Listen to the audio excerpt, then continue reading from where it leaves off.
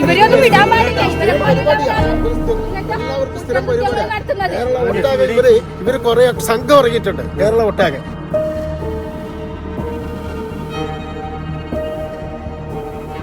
അപ്പൊ നമ്മൾ ഈ ഒരു വീഡിയോ എല്ലാവരും കണ്ടു അല്ലെ? ശരിക്കും ഈ വീഡിയോ തന്നെ കാണുമ്പോൾ തന്നെ നമുക്കൊരു പേടിയാവുന്നുണ്ട്. എനിക്ക് തന്നെ ഞാൻ വീഡിയോ എടുത്തിരിക്കുമ്പോൾ എനിക്ക് ഇങ്ങനെ ഒരു സംഭവിക്കുന്ന ആലോചിക്കുമ്പോൾ എൻ്റെ മനസ്സിൽ തന്നെ ഒരു ഭയം.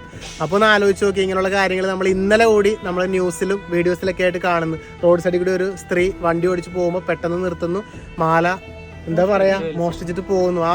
ആ ഒരു സ്ത്രീയുടെ അന്നേരത്തെ ഒരു മാനസികാവസ്ഥ ഒന്ന് ആലോചിച്ച് നോക്കി. അപ്പൊ ഇതുപോലെ ചെയ്യുന്നവര് എന്താ പറയണ്ടേ, പൈസക്കും അല്ലെങ്കിൽ ഇതിനെല്ലാമായിട്ട് അങ്ങനെ ചെയ്യുന്നവര് ഒന്ന് ആലോചിച്ചാൽ നല്ലത്. അർഹതപ്പെട്ടത് അല്ലേ? അതെ, അർഹതപ്പെട്ടത് മാത്രം ആഗ്രഹിക്കുക, അന്യന്റെ മുതലിന് ആഗ്രഹിക്കരുതെന്ന് പണ്ടേ പറയാറുണ്ട്.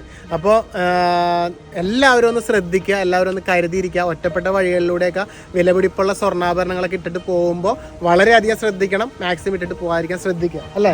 പിന്നെ എപ്പോഴും ഇതുപോലെയുള്ള സ്പ്രേ ബോട്ടിലുകൾ കയ്യിൽ കരുതുന്നത് നല്ലതായിരിക്കും. അതെ, പക്ഷെ ചിലപ്പോൾ നമുക്ക് ഇതുപോലെ പ്രതിരോധിക്കാൻ പറ്റിയെന്ന് വരണമെന്നില്ല.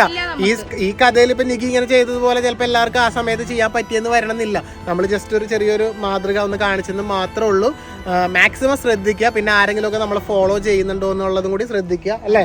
അപ്പോൾ ഇങ്ങനെയുള്ള പ്രവർത്തികൾ ചെയ്യാതിരിക്കുക. സ്വന്തം പിള്ളേരാണ് ട്ടാ. അപ്പു സുധി മുമ്പത്തെ വീഡിയോസിലൊക്കെ കണ്ടിട്ടുണ്ടല്ലോ, ഞാൻ വിളിച്ചു കൊണ്ടുവന്നെയാണ്.